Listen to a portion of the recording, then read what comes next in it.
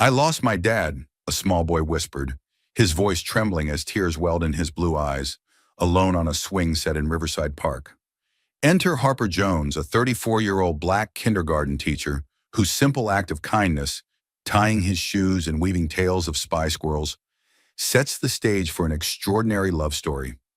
What begins as a chance encounter with a lost child named Parker and his grateful father Oliver Reed, a billionaire in hiding, unravels into a journey of connection, secrets, and unexpected romance. Where are you listening from today? Drop your location in the comments and share your guess. Will Harper and Oliver's bond withstand the chaos of his hidden world?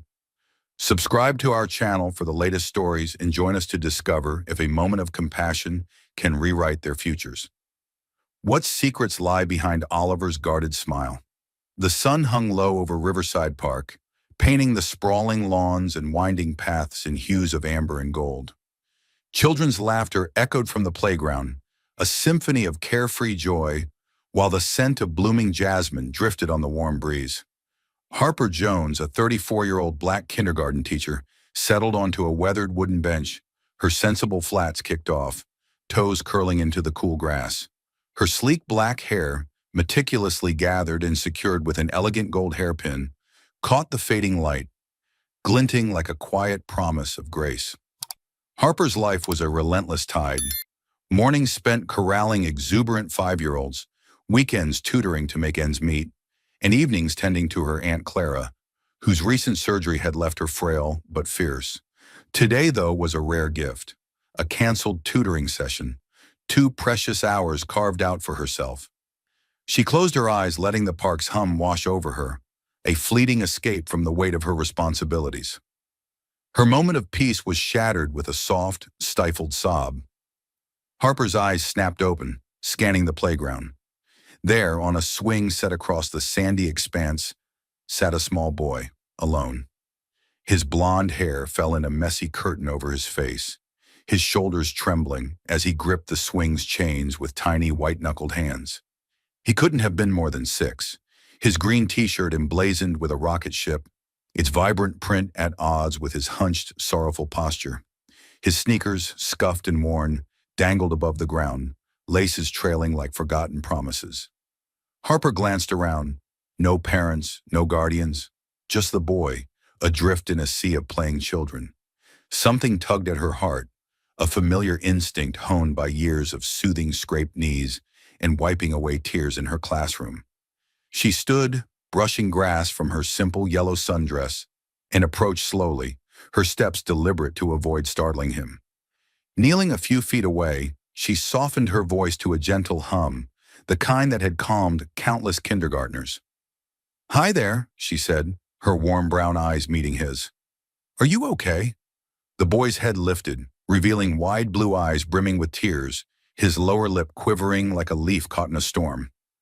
"I can't find my dad," he whispered, his voice so small it seemed to dissolve into the air. Harper's chest tightened. She knew that fear, the kind that makes the world feel too big, too empty. "That must be really scary," she said, keeping her tone steady, a lifeline in his trembling world. "My name's Harper. What's yours?" "Parker," he mumbled, wiping his nose with the sleeve of his t-shirt. Harper smiled, a quiet reassurance. "Well, Parker, I bet your dad's looking for you right now. How about I stay with you until he finds you?" Relief flickered across Parker's face, his shoulders easing slightly as he nodded, a tiny gesture of trust. Harper settled onto her knees in the sand, ignoring the grains that clung to her dress. She pointed to his untied laces, dangling dangerously. "Want me to fix those for you? It'll make walking safer when we find your dad." Parker nodded again, his eyes following her hands as she deftly looped the laces into neat bows, her fingers moving with the practiced ease of someone who'd tied countless tiny shoes. As she worked, Harper kept the conversation light, drawing him out of his fear. "So Parker, that rocket on your shirt is pretty cool. You like space stuff?" His eyes lit up just a little. "Yeah, I have a book about stars and rockets." Harper grinned, seizing the spark. "Oh, you're a space explorer, huh? What's your favorite planet?" Parker hesitated, then said, "Mars, 'cause it's red and has robots." Harper laughed softly, her voice a warm melody. Mars is awesome. I bet you'd build the best rocket to get there. Parker's lips twitched, the ghost of a smile breaking through his worry. To keep his mind off his missing father, Harper scanned the playground for a distraction. A squirrel darted across the grass, its bushy tail flicking like a secret signal. She leaned in, her voice dropping to a conspiratorial whisper. See that squirrel over there? I'm pretty sure it's a spy. Parker's brows furrowed, confusion replacing some of his fear. A spy? Harper nodded, her eyes twinkling with mischief. Oh, that's no ordinary squirrel. It's reporting to the Squirrel Space Agency, probably gathering intel on us right now. Parker's mouth fell open. Then he giggled, a small, bright sound that cut through the tension. That's not real, he said, but his eyes followed the squirrel, now nibbling a nut behind a tree. Oh no, then why is it taking notes behind that tree? Harper pointed, her face mock serious. Parker laughed again, a real laugh this time, his shoulders shaking with delight instead of fear. They began weaving a story together about the Squirrel Space Agency, its secret missions, and how this particular squirrel was plotting to steal Parker's rocket ship t-shirt for its galactic headquarters. Harper's animated gestures and dramatic whispers pulled Parker further from his panic, his small face brightening with each new twist in their tale. She felt a quiet pride watching him relax, her teacher's instinct humming with satisfaction. The playground's chatter faded as a man's voice cut through, sharp with desperation. Parker! Harper's head turned, and she saw a tall figure sprinting across the lawn, his blonde hair catching the sunlight, his face etched with raw panic. Parker's eyes widened. Dad! He shouted, leaping from the swing and running toward the man, who scooped him into a fierce hug, his broad shoulders sagging with relief. The man, dressed in a simple white t-shirt and jeans, held Parker tightly, as if afraid he'd vanish again. Harper stood, brushing sand from her hands, her heart settling at the reunion. The man looked up, his blue eyes locking onto hers over Parker's shoulder. Gratitude flooded his expression, but there was something else. Surprise, perhaps, or a flicker of wariness. He's okay, Harper said, her smile warm and steady. Just a little scared. We made friends with some spy squirrels while we waited. The man set Parker down, keeping a protective hand on his son's shoulder. Thank you, he said, his deep voice thick with emotion. I turned away for a moment to answer a call, and he was gone. Parker tugged at his father's sleeve, his voice bright. She's nice, Dad. She tied my shoes and told me about spy squirrels. The man's gaze softened as he took in Harper, her yellow sundress, the gold hairpin glinting in her hair, the kindness in her eyes. I'm Oliver, he said, extending a hand. Oliver Reed. Harper Jones, she replied, shaking his hand, his grip firm yet gentle, lingering a moment longer than necessary. An awkward silence fell, the air charged with something unspoken. Harper grabbed her purse, ready to retreat to her quiet life. I should go. I'm glad you're okay, Parker. She winked at the boy, who grinned back, his earlier fear forgotten. Wait, Oliver said, his voice quick, almost urgent. Can I buy you a coffee to thank you? There's a cafe just across the street. Harper hesitated, her practical side warning against lingering with a stranger, even one with kind eyes and a charming son. But Parker's hopeful smile and Oliver's earnest tone tugged at her. I have about an hour, she said, surprising herself. Oliver's face lit up, a mix of relief and something warmer. As they walked toward the cafe, Parker skipping ahead, Harper felt a spark, a quiet, dangerous flicker of possibility. She pushed it down, telling herself it was just coffee, just gratitude. But as the sun dipped lower, casting long shadows across the park, she couldn't shake the feeling that this moment, this act of kindness, was the start of something far bigger than she could imagine. The Riverside Cafe sat nestled across from the park, its weathered awning casting a cozy shade over a handful of outdoor tables. Inside, the air was thick with the aroma of roasted coffee and freshly baked pastries, a warm hum of conversation mingling with the clink of cups. Harper Jones followed Oliver Reed and his son Parker through the glass door, her yellow sundress swaying slightly as she moved. Her gold hairpin caught the soft glow of the cafe's pendant lights, a quiet elegance that matched the steady kindness in her brown eyes. She told herself this was just a thank you, a polite gesture after helping a lost child. But the flutter in her chest hinted at something more. Oliver held the door, his blue eyes meeting hers with a gratitude that felt heavier than words could carry. Parker, clutching a small backpack, skipped ahead, his rocket ship t-shirt a bright splash of green against the cafe's muted tones. They settled at a corner table by a window overlooking the park, where the playground swings still swayed gently in the evening breeze.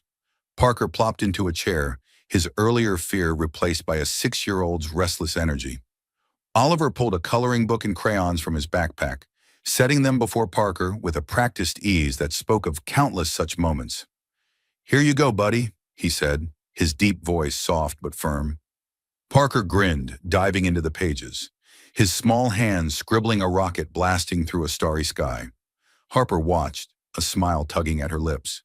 She knew that look, the fierce focus of a child lost in their world, a sight she cherished in her kindergarten classroom. Oliver turned to her, his expression a mix of relief and something harder to name. Curiosity, perhaps, or a cautious openness. "What can I get you?" he asked, standing. "Coffee? Tea? Something sweet?" Harper hesitated, unused to being on the receiving end of such attention. "A latte, please," she said, then added with a playful glance at Parker. "And maybe something chocolate for our space explorer." Parker's head popped up, eyes wide. "Chocolate milk?" Oliver chuckled, a low, warm sound that eased the tension in Harper's shoulders. "You got it," he said, heading to the counter. As Oliver ordered, Harper leaned toward Parker, her voice light. "That's a pretty cool rocket you're coloring. Planning a trip to Mars?" Parker nodded, his crayon pausing mid-stroke. "Yeah, I'm gonna find aliens. They're probably green, like my shirt." Harper laughed, her teacher's instinct kicking in. "Green aliens would love your shirt. Maybe they'd trade you some space rocks for it." Parker's giggle was infectious, and for a moment, Harper forgot the weight of her own life. Her endless teaching days, the worry over Aunt Clara's health, the bills that always seemed to outpace her paycheck. Oliver returned with a tray, a steaming latte for Harper, black coffee for himself, and a tall glass of chocolate milk for Parker, complete with a striped straw. "You're spoiling him," Harper teased, accepting her cup. Oliver's lips quirked into a half-smile, a hint of vulnerability breaking through his composed exterior. "He deserves it after today," he said, his voice quieter now, laced with the lingering fear of losing his son. He sat across from her, his broad frame filling the chair, yet there was a gentleness in his posture, a careful deference as he studied her. "I can't thank you enough, Harper. Most people would have walked by, but you stayed." Harper sipped her latte, the warmth spreading through her, though she wasn't sure if it was the coffee or Oliver's earnest gaze. "I couldn't just leave him," she said simply. "He was scared. Anyone would have done the same." Oliver shook his head, his blue eyes steady. "No, they wouldn't. Trust me." There was a weight to his words, a hint of a story untold, but he didn't elaborate. Instead, he leaned back, stirring his coffee, the spoon clinking softly against the mug. "You're a teacher, right? Parker mentioned you teach kindergarten." Harper nodded, her face lighting up. "Yeah, I teach at Willow Creek Elementary, 22 5-year-olds, all with more energy than a rocket launch." She laughed, but her eyes softened with affection. "It's exhausting, but I love it. They see the world so differently. Everything's a wonder, you know? Like Parker with his spy squirrels." Parker looked up, grinning. "They're still out there, Harper, watching us." She gasped dramatically, playing along. "You're right. I bet they're spying on your chocolate milk right now." Parker clutched his glass protectively, giggling. Oliver watched the exchange, his expression shifting from gratitude to something warmer, more curious. "You're good with him," he said almost to himself. "He doesn't warm up to people easily," Harper shrugged, brushing a stray curl behind her ear. "Kids are honest. If you listen, they let you in." She paused, then ventured, "He's lucky to have you. Not every dad would sprint across a park like that." Oliver's smile faded slightly, a shadow crossing his face. "I try," he said, his voice low. "It's just the two of us now." The words hung in the air, heavy with unspoken history. Harper sensed a boundary, a line she wouldn't cross. Not yet. Instead, she steered the conversation to safer ground. So, Parker's into rockets. What about you? Were you a space nerd as a kid? Oliver's tension eased, and he leaned forward, elbows on the table. More of a computer nerd, he admitted. Built my first program when I was 12. It was terrible, but I was hooked. Harper raised an eyebrow, intrigued. A tech guy, huh? What do you do now? Oliver hesitated, his fingers tightening around his mug. I work from home. Tech stuff, mostly. Pretty boring compared to wrangling kindergartners. His vagueness piqued her curiosity, but Harper let it slide, sensing his reluctance. They talked instead about her classroom, her favorite moments, like when a shy student finally spoke up, or the chaos of finger paint days. Oliver listened intently, his eyes never straying to his phone or the room, a rarity that made Harper feel seen in a way she hadn't in years. She shared how she read picture books to her students, her voice animating the characters, and Oliver's quiet laughter felt like a gift. You make it sound like magic, he said, his gaze warm. Harper's cheeks heated, and she looked down at her latte, suddenly shy. Parker, now halfway through his coloring page, tugged at Oliver's sleeve. Can I have another chocolate milk? Oliver raised an eyebrow, mock stern. One's enough, buddy. You'll be bouncing to Mars otherwise. Harper chuckled, checking her watch. Her hour was nearly up. She needed to pick up Aunt Clara's medication soon. I should get going, she said, gathering her purse. Oliver's face fell just for a moment, before he masked it with a nod. Of course. Thank you again, Harper. For everything. As they stood, Parker looked up from his coloring. Will you come back to the park, Harper? I can show you my rocket impression. Harper smiled, her heart softening at his earnestness. I come here sometimes after tutoring on Thursdays, she said, surprising herself with the admission. No promises, but maybe I'll see you. Parker's face lit up, and Oliver's eyes held a quiet hope. They walked out together, Parker skipping between them, the park's golden light fading into dusk. At the street corner, Harper waved goodbye, Parker's enthusiastic wave mirroring her own. Thank you again, Oliver said softly, his voice carrying a weight that made her pause. For being kind. Harper walked away, her steps light despite the pull of her responsibilities. The cafe's warmth lingered in her chest, mingling with the spark of something new, a connection she hadn't sought but couldn't ignore. Oliver's guarded smile and Parker's bright giggle stayed with her, like stars flickering in a sky she hadn't realized was so vast.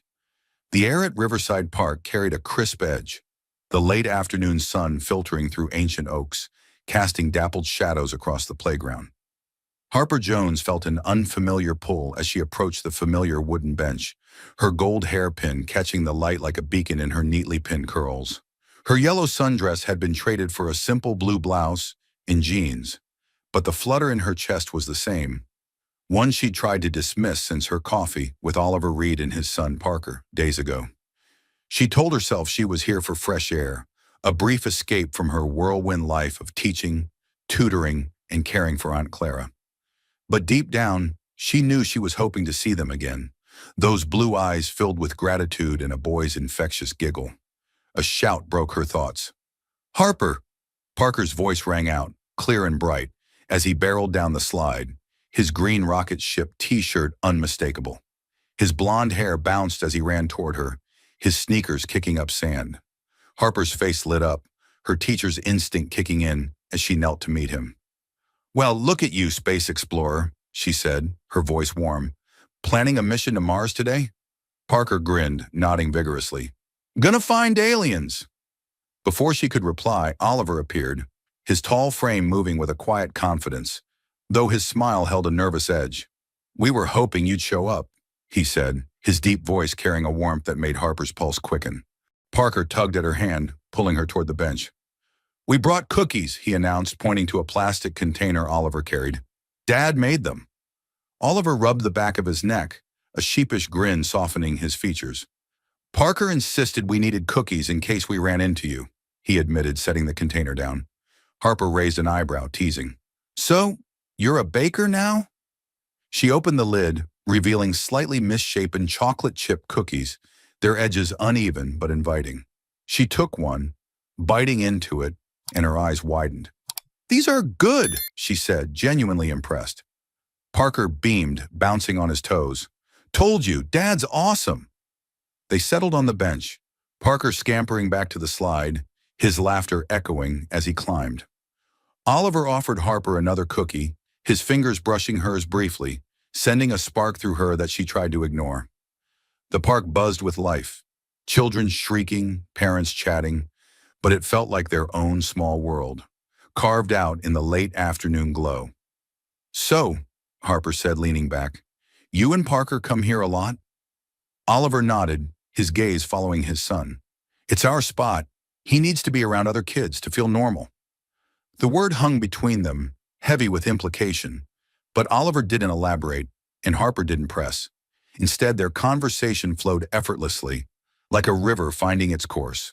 Harper shared stories of her kindergartners, the boy who insisted his dog was an astronaut, the girl who painted her hands blue and called it alien skin.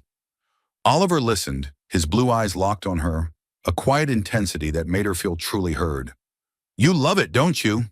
he said, more statement than question. Harper nodded, her smile soft. "They keep me grounded. No matter how tough things get, their honesty pulls me back." She paused, then ventured, "What about you? What keeps you grounded?" Oliver's expression flickered, a shadow passing over his face. "Parker," he said simply, "everything I do is for him." Harper sensed a story behind his guarded tone but shifted to lighter ground. "He's a great kid. Must get it from his dad."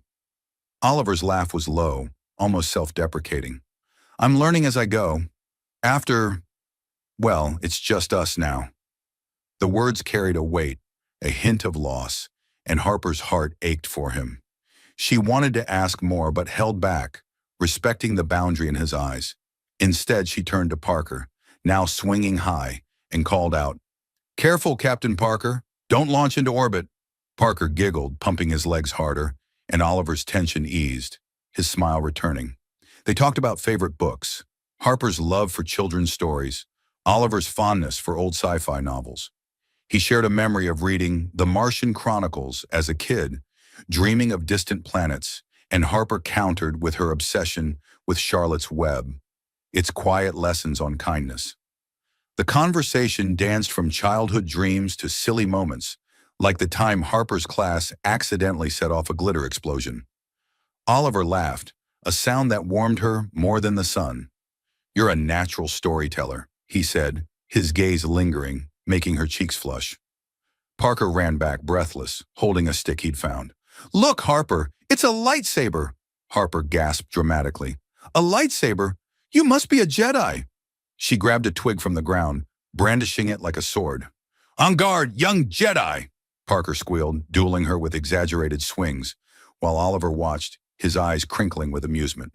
The playful battle ended with Parker declaring victory, collapsing onto the grass in giggles. Harper sat back, catching her breath, aware of Oliver's gaze.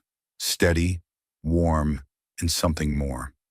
As the sun dipped lower, casting long shadows, Harper checked her watch. Aunt Clara needed her medication soon. "I should head out," she said reluctantly, standing. Oliver's face fell, just for a moment, before he nodded. "Thanks for humoring us," he said, his voice soft. Parker looked up, his blue eyes wide. "Will you come back, Harper? I can show you my rocket impression." Harper smiled, her heart softening. "I'm here sometimes after tutoring on Thursdays. Maybe I'll see you." Parker's face lit up, and Oliver's eyes held a quiet hope, a silent invitation. They walked to the park's edge, Parker skipping between them, swinging their hands. At the street corner, Harper waved goodbye, Parker's enthusiastic wave mirroring her own. "Thank you, Harper," Oliver said, his voice low, carrying a sincerity that made her pause, "for making today special." She nodded, her throat tight, and turned away, her steps lighter than they should have been. As she walked toward the bus stop, the park's sounds fading behind her, Harper couldn't shake the feeling that something was shifting. Oliver's quiet intensity, Parker's bright trust. It was more than a chance meeting. It was a thread, delicate but strong, weaving them together in ways she couldn't yet name. The bus climbed the winding roads of Crestwood Heights, its engine humming as it carried Harper Jones into a world far removed from her modest apartment and bustling kindergarten classroom. Her fingers tightened around the wrapped gift in her lap, a space encyclopedia for Parker, its glossy cover promising galaxies and wonder. Her floral dress, simple yet elegant, felt suddenly inadequate against the backdrop of manicured estates and gleaming gates. Her gold hairpin, securing her sleek curls, caught the sunlight streaming through the window, a small anchor of confidence. Oliver Reed's invitation to Parker's 7th birthday party had seemed innocent enough in the park. But now as the bus slowed near an address that screamed wealth, Harper's stomach churned with doubt. Who was Oliver? And why had he been so vague about his life? She stepped off the bus, the air thick with the scent of jasmine and freshly cut grass. The house, no, the mansion loomed before her, its modern glass walls reflecting the afternoon sun, its sprawling gardens framed by ornate iron gates. Harper's breath caught. This was no ordinary home. It was a fortress of privilege, a stark contrast to the cozy park benches where she'd laughed with Oliver and Parker. Her heart raced, a mix of curiosity and unease. She clutched the gift tighter, her teacher's resolve wavering. Had she misread their connection? Was she stepping into a world where she didn't belong? Before she could turn back, the gates swung open, and Oliver jogged down the driveway, his blonde hair slightly tousled, his blue eyes bright with relief. "Harper, you made it," he said, his smile genuine but tinged with nervousness. He wore khaki shorts and a blue button-down, sleeves rolled up, looking less like a billionaire and more like the dad she'd met in the park. "I was worried you'd get lost." Harper forced a smile, her voice betraying her surprise. "Your software company must do very well." Oliver's expression faltered, a flicker of discomfort crossing his face. "I should have been more honest," he said quietly. "Can we talk inside?" Harper nodded, her curiosity outweighing her hesitation. As they walked up the driveway, a woman in a crisp uniform opened the front door, nodding respectfully. "Thank you, Maria," Oliver said. "Is everything ready for the party?" "Yes, Mr. Reed," Maria replied. "The cake's in the kitchen, decorations in the backyard." Harper's grip on the gift tightened. Mr. Reed, staff. This was a world she'd only seen in movies, and it made her feel like an intruder. The mansion's interior was breathtaking yet oddly lived in. Modern lines, floor-to-ceiling windows, but also Parker's toys scattered across a plush rug, a coloring book open on a sleek coffee table. It was a home, despite its grandeur. Oliver led her to a quiet sitting room, its walls lined with bookshelves, a soft leather sofa, inviting but intimidating. "I wanted a moment before the party," he said, gesturing for her to sit. Harper perched on the edge of the sofa, her floral dress a stark contrast to its luxury. "Explain what exactly?"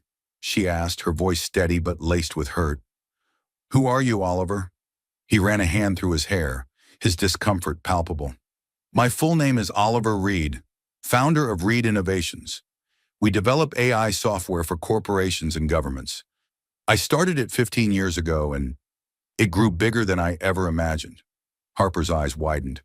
Reed Innovations was a titan, its name splashed across tech headlines, its founder a billionaire, whose face she'd glimpsed in forgotten news articles. "You're that Oliver Reed?" she asked, the realization hitting like a wave. "Why didn't you tell me?" Oliver sat across from her, leaning forward, his elbows on his knees. "Because when we met, you saw me as Parker's dad, not a headline. After my divorce, I stepped back from public life to protect Parker. The tabloids, the scrutiny, it was too much. You were so kind, so real. I didn't want to ruin that by dragging my world into yours." His vulnerability disarmed her, the sincerity in his blue eyes chipping away at her hurt. "But this is your world," she said, gesturing to the mansion around them. "The real you." Oliver shook his head, his voice firm. "No, Harper. The real me is the guy you met in the park, the one who burns cookies and worries about his kid. This," he waved a hand at the room, "is just circumstances." Harper wanted to believe him, but the gap between their lives felt like a chasm. Before she could respond, the door burst open, and Parker ran in, his face lighting up. "Harper, you came!" He threw himself into her arms and her confusion melted under his warmth. "Happy birthday, Parker," she said, handing him the gift. He tore into the wrapping, his eyes sparkling as he revealed the space encyclopedia. "Dinosaurs and stars!" he shouted, flipping through pages of nebulae and planets. "Dad, look, it's got Mars!" Oliver's gaze softened, meeting Harper's over Parker's head. "That's amazing, buddy," he said, but his eyes were on her, full of gratitude and something deeper. The party was small, held in the backyard under a canopy of fairy lights. Just Parker, his nanny Emma, two boys from his playgroup, and their mothers, who cast curious glances at Harper. A rocket-shaped cake dominated the table, its icing gleaming under the sun. Parker dragged Harper to play, his laughter infectious as they chased each other around a makeshift spaceship made of cardboard. Oliver watched, joining in with a playful roar that made the kids squeal. Harper caught his eye, and for a moment, the mansion, the wealth, faded. It was just them, a dad and a teacher, laughing with a joyful boy. As the party wound down, Oliver walked Harper to the front door, Parker trailing behind, clutching his new book. "Thank you for staying," Oliver said, his voice low. It meant everything to Parker, and me. Harper smiled, her heart torn between warmth and the weight of his revelation. "I had a good time," she said honestly. "Your home is incredible."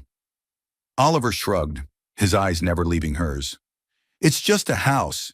It doesn't feel like a home without—" He trailed off, a flush creeping up his neck. Harper's pulse quickened, but she didn't press. "I should go," she said, stepping toward the driveway.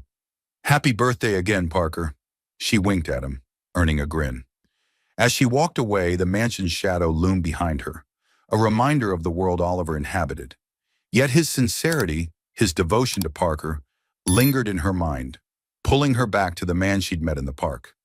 She couldn't shake the feeling that this day, this revelation, was a turning point, one that might lead her somewhere she never expected. Harper Jones woke to the insistent buzz of her phone, the morning light filtering through the faded curtains of her modest apartment.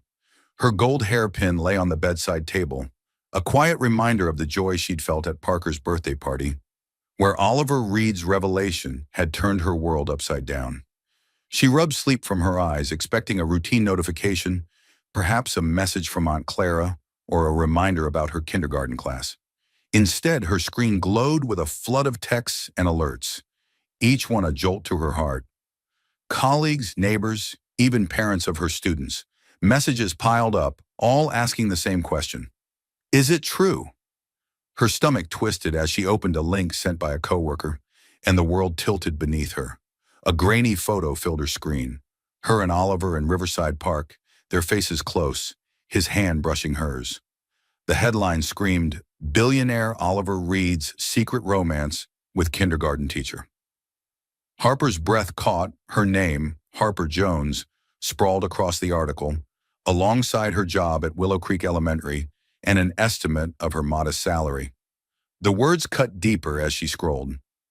Is this true love, or is Ms. Jones just another woman dazzled by Reed's fortune? The article speculated about her motives, painting her as a gold digger chasing Oliver's billions. Comments below were worse, strangers dissecting her life, mocking her simple dresses, questioning her integrity. Her phone slipped from her hand, landing on the bed with a soft thud. She felt exposed, as if the world had ripped open her private heart and strewn it across the internet.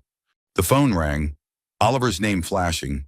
Harper hesitated, her fingers trembling, but answered. "Harper, I'm so sorry," he said, his voice raw with anguish. "I just saw it. My lawyers are contacting the publication right now." She clutched the phone, her voice shaking. "They used my full name, Oliver. My job, my salary. Parents from my school are commenting. This could cost me everything." His silence was heavy, broken only by a quiet, "I know. I'm trying to fix this." Harper's throat tightened. "I need time," she said, hanging up before he could respond. She couldn't bear the pain in his voice, not when her world was unraveling. Her phone buzzed again. Ms. Carter, her principal, requested a meeting before school. Harper's heart sank. She dressed carefully, choosing a crisp blouse and skirt, her gold hairpin securing her curls with a defiance she didn't feel. The walk to Willow Creek Elementary was a blur, the familiar streets now menacing, as if eyes watched from every corner. In Ms. Carter's office, the air was thick with tension. The principal, usually warm, looked uncomfortable, her hands folded tightly on her desk. "Harper, I'll be direct," she said. "Several parents have raised concerns about your relationship with Mr. Reed. They're worried about paparazzi showing up, about their children being photographed." Harper's chest tightened, her voice firm despite the tremor in her hands. "My personal life has nothing to do with my teaching." Miss Carter sighed, her eyes sympathetic but resolute. "Ordinarily, I'd agree. But this is complicated. We need to protect the students. I'm asking you to take personal time until this blows over." The words hit like a slap, polite but final. Harper's eyes burned, but she held back tears. "I love my students," she said, her voice breaking. "I'd never put them at risk." Miss Carter nodded, her expression softening.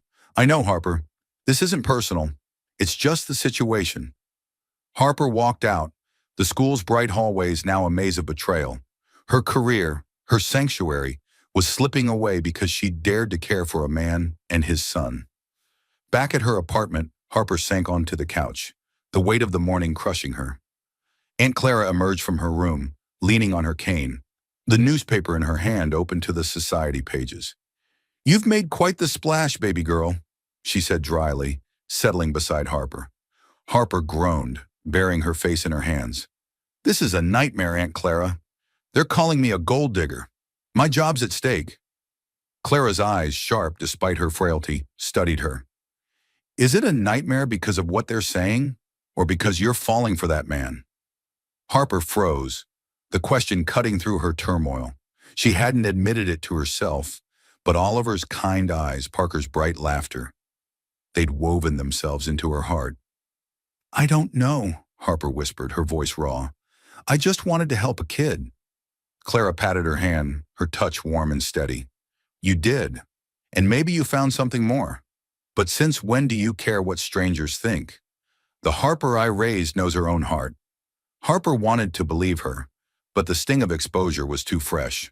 She avoided Riverside Park, ignoring Oliver's calls, responding only with brief texts. "I'm okay. Need space." Each message from him grew more worried, his words laced with a sadness that mirrored her own. Then a small envelope arrived, slipped under her door. Inside was a drawing from Parker. 3 stick figures labeled Dad, Harper, and me, standing in a park with a squirrel scribbling notes. Underneath, in Oliver's neat handwriting, "We miss you at the park. The spy squirrels are getting away with everything." Harper's heart cracked at Parker's words, the paper trembling in her hands. She could see his bright grin, hear his giggle as they'd spun tales of interstellar rodents. And Oliver, his quiet intensity, the way he listened like she was the only person in the world. But the tabloid's venom lingered, tainting those memories. She tucked the drawing into a drawer, unable to face it, and busied herself with Aunt Clara's care, avoiding the outside world where photographers might lurk. The apartment felt smaller, the walls closing in as she wrestled with her fear and longing. That evening, Clara watched her with growing impatience. "You're hiding, Harper," she said, her voice sharp. "You're in love with that man and his boy. Why let gossip steal that from you?" Harper shook her head, her voice tight. "It's not just gossip. It's my job, my reputation. His world comes with a spotlight I didn't ask for." Clara's eyes softened, but her tone held no compromise. "Life's too short to run from what makes you happy. You've always put others first. Your students, me. Maybe it's time to choose yourself." Harper lay awake that night, Clara's words echoing alongside the tabloid's cruel headlines. The drawing haunted her, Parker's innocent hope, a stark contrast to the world's judgment. She thought of Oliver's gratitude, his guarded smile, the way he looked at her like she was more than a teacher, more than a headline. Could she face the storm of his world for a chance at something real? As sleep eluded her, Harper felt the pull of Riverside Park, of the bench where it all began, and the fragile thread of connection that refused to break. The air in Harper Jones's small apartment felt stifling, the weight of a week's isolation pressing against her chest. Her modest living room, usually a haven of warmth with its faded couch and Aunt Clara's knitted throws, now seemed a cage, trapping her in a whirl of doubt and fear. The tabloid storm had upended her life, costing her job security and exposing her to strangers' cruel judgments. Her gold hairpin rested on the coffee table, its gleam dulled by the dim morning light filtering through the curtains. Harper paced, her bare feet soft against the worn rug, avoiding the world outside where photographers might lurk. Aunt Clara's words from the night before echoed, "Why let gossip steal your happiness?" But the sting of betrayal, of her private life splashed across headlines, held her back. Then a soft knock at the door broke the silence. Harper opened it cautiously, half expecting a nosy neighbor or worse, a reporter. Instead, Maria, Oliver Reed's housekeeper, stood there, her expression kind but urgent. "Mr. Reed asked me to deliver this," she said, handing Harper a plain white envelope. "He said it's important." Harper's heart skipped, her fingers trembling as she took it. Maria offered a small smile and left, leaving Harper alone with the weight of the envelope. She sank onto the couch, the paper cool against her skin. Oliver's neat handwriting spelled her name on the front, a simple gesture that felt intimate, vulnerable. She hesitated, fear and longing warring within her, then tore it open, unfolding a letter that carried the promise of truth. "Harper," it began, "I understand why you needed space. The invasion of your privacy was unforgivable, and I feel responsible. You didn't ask for my world's chaos, but you should know that meeting you changed me. I've spent years hiding, protecting Parker from the spotlight, but also shielding myself from hurt. Your kindness, your stories, your laughter. You showed me what it means to live openly, to connect without walls. I've brought chaos to your ordered life, and I'm sorry.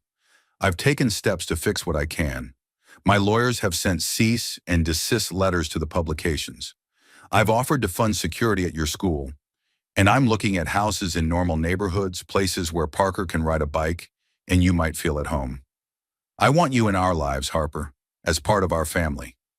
Parker asks for you daily. The park isn't the same without you, neither are we. I love you, simply, completely, because you see me, not the billionaire, just me.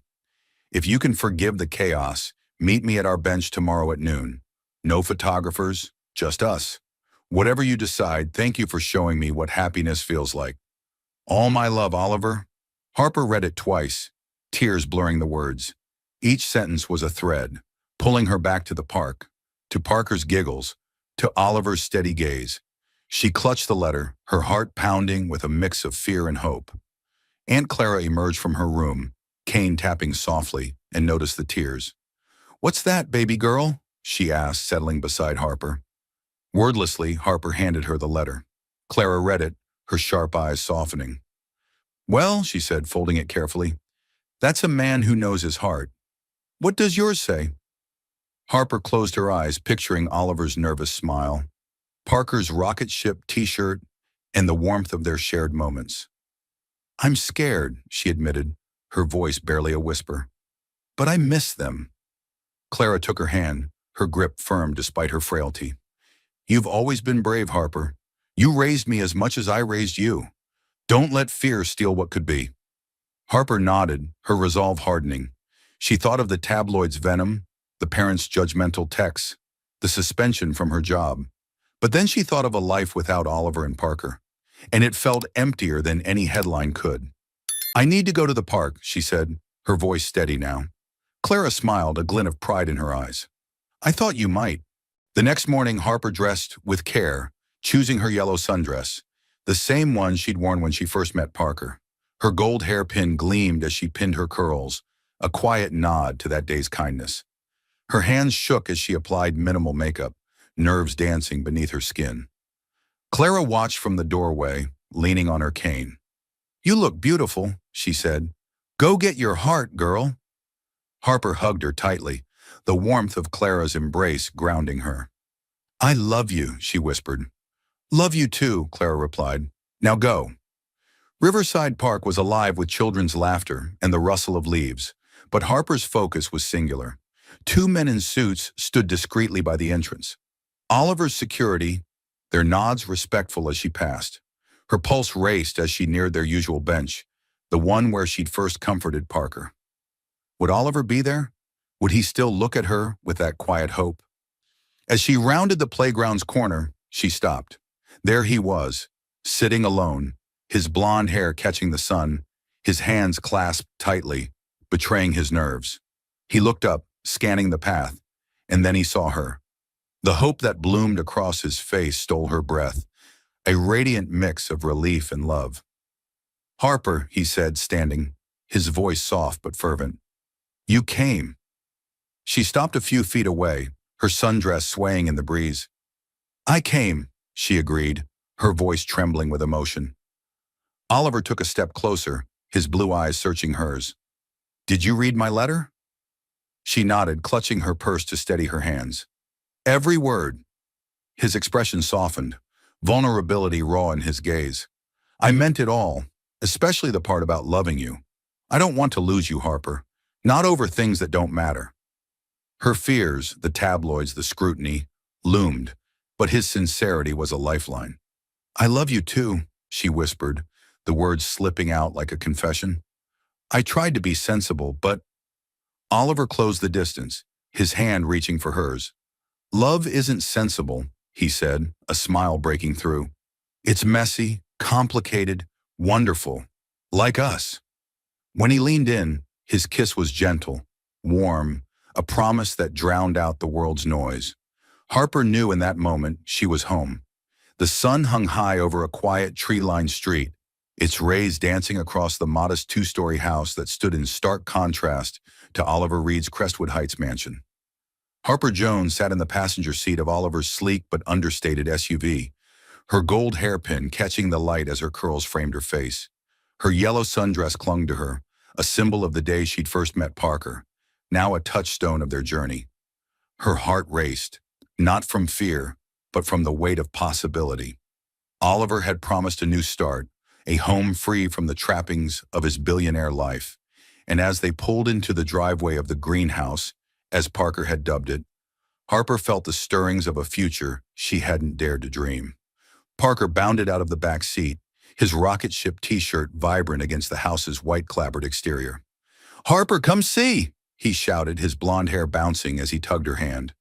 The house was charming, with a wraparound porch and a small, grassy yard framed by a low picket fence. It was nothing like the glass and steel fortress of Oliver's old life. Here, children's bikes littered neighboring lawns, and laughter spilled from a nearby park. Oliver stepped out, his blue eyes bright with a nervous hope. "What do you think?" he asked, his voice low, as if the answer held his entire world. Harper took it in, the green shutters, the flower boxes waiting to be filled, the porch swing creaking gently in the breeze. "It's beautiful," she said, her voice soft but honest. "But Oliver, you don't have to change everything for me." He shook his head, stepping closer, his hand brushing hers. "This isn't a change, it's a choice. The mansion was a fortress, not a home. This feels right, for Parker, for us." His words carried a quiet conviction, and Harper's heart swelled, the gap between their worlds narrowing with every syllable. Parker grabbed her other hand, pulling her toward the front door. "Come see my room," he insisted, his excitement infectious. Inside, the house was warm and inviting. Hardwood floors gleamed under large windows, and an open kitchen flowed into a cozy living room. It was spacious yet unpretentious, with space for Parker's toys and Harper's books. Oliver followed, his gaze never leaving her, as if gauging her reaction to every detail. "The sale's almost final," he said as they climbed the stairs. "It just needs one more signature." Harper raised an eyebrow. "Yours?" Oliver smiled, a mix of nerves and warmth. "No, I've signed. I meant yours, if you want it to be ours." The words hung between them, heavy with promise. Parker led her to a blue-painted room, its built-in bookshelves and window seat perfect for a 6-year-old dreamer. "This is mine," he declared, pointing to a wall where he'd already taped a rocket drawing. "And Dad says the room next to it could be yours." Harper's eyes widened, turning to Oliver, who looked sheepish. "I got ahead of myself," he admitted, rubbing his neck. But I wanted Parker to know it's a possibility, if you're ready. Harper's throat tightened, overwhelmed by his thoughtfulness. She knelt to Parker's level. Would you like that if I were part of your family? Parker nodded, his blue eyes earnest. You make Dad smile, and you know about spy squirrels. Harper laughed, her heart squeezing at his sincerity. Oliver stood in the doorway, his expression tender. High praise, he said, his voice soft. They toured the rest of the house, a smaller room for Harper with an ensuite bathroom, a ground-floor guest suite for Aunt Clara, its accessibility a thoughtful touch. I thought of her, Oliver said quietly. No more climbing stairs. She could have her own space if she'd consider it.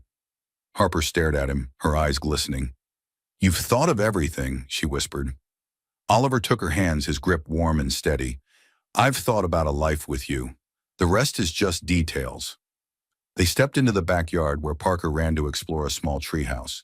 The city hummed in the distance, but here it felt like a sanctuary. Harper could imagine mornings here, sipping coffee on the porch, Parker's laughter filling the air. Are you sure, Ma? She asked, turning to Oliver. This is a big change. He nodded, his eyes unwavering. I've never been sure, except about you. His words were a vow, and Harper felt the last of her doubts dissolve. I want this, she said, her voice steady. I want us. Oliver's smile was like sunlight breaking through clouds. He pulled her close, his lips brushing her forehead, a silent promise. Parker ran back, holding a stick. Look, Harper, a space wand. She laughed, ruffling his hair. Better not zap us to Mars yet, Captain.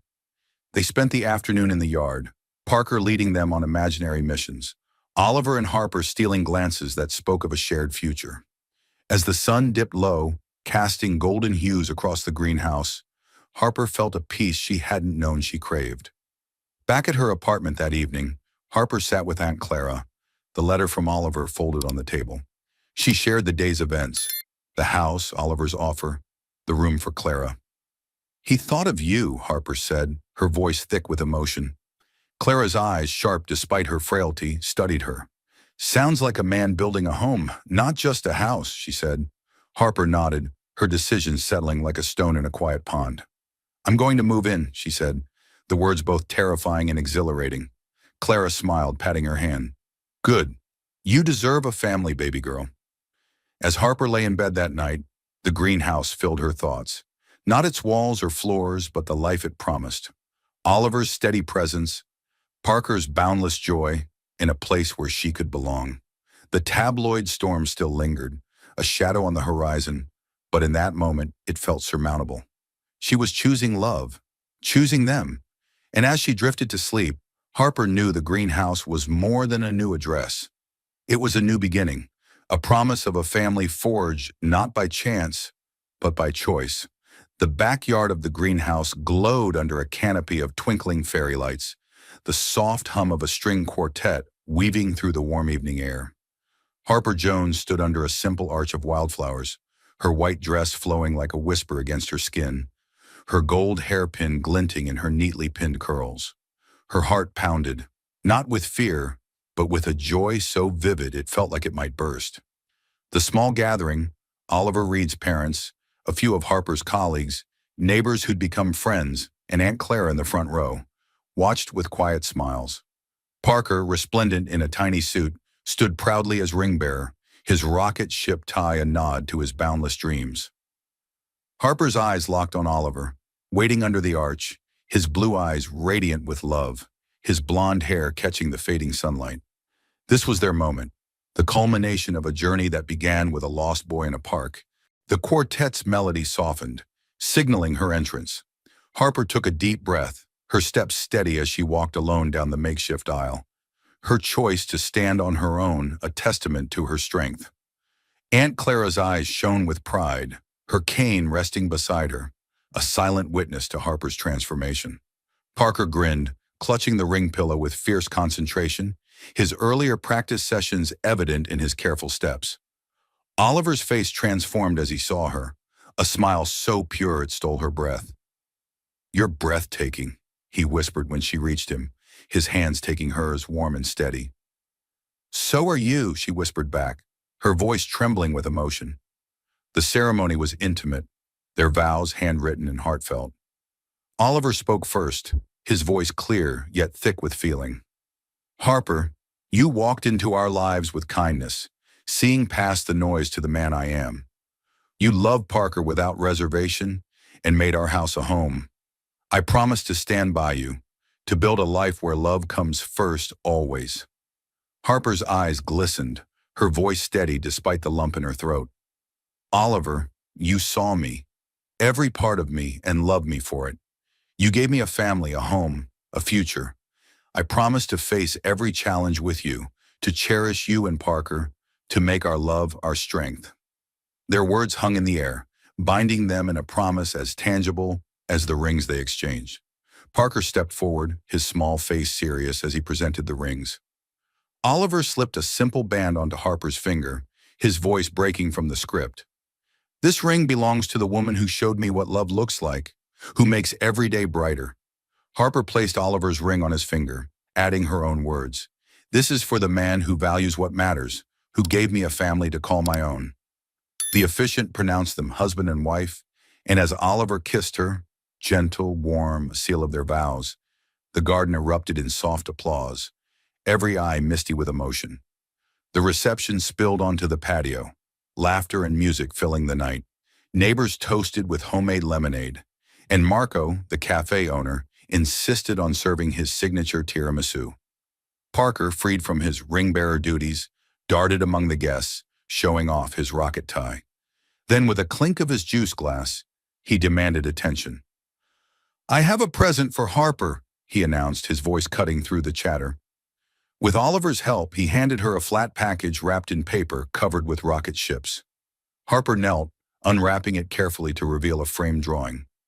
3 stick figures, Oliver, Harper, and Parker, holding hands in front of the greenhouse, a squirrel scribbling nearby. In Parker's careful scrawl, it read, "Our family." Harper's breath caught, tears spilling as she hugged Parker. "I made it the day we met," he said, his voice earnest. "When you helped me, I knew you were special." She held him close, her voice choked. "This is the best gift ever, Parker. I'll keep it forever." Oliver's hand rested on her shoulder, his eyes mirroring her emotion. The guests murmured their approval, the moment a quiet testament to their bond. As the evening deepened, Harper and Oliver found a moment alone on the porch swing, the fairy lights casting a soft glow. Parker showed Aunt Clara how to catch fireflies, their laughter a gentle backdrop. "Happy?" Oliver asked, his arm around her. "Beyond happy," Harper replied, leaning into him. "I never knew life could feel this complete." He kissed her forehead, his voice soft. "Because of you, Harper. You filled our empty spaces." She smiled, correcting him gently. "We filled each other's spaces. That's what families do." A sudden flash broke the moment. A photographer, hidden in the shadows, camera clicking rapidly. Harper froze, old fears surging, but Oliver stood, shielding her. "This is Harper Jones, the woman I love," he said calmly to the intruder. "That's all you need to know." Taking her hand, he led her back to the party, ignoring the shouted questions. Inside, Harper's heart steadied. "That's my reality," Oliver said, apologetic but resolute. "But we'll face it together." Harper squeezed his hand. "Together sounds perfect."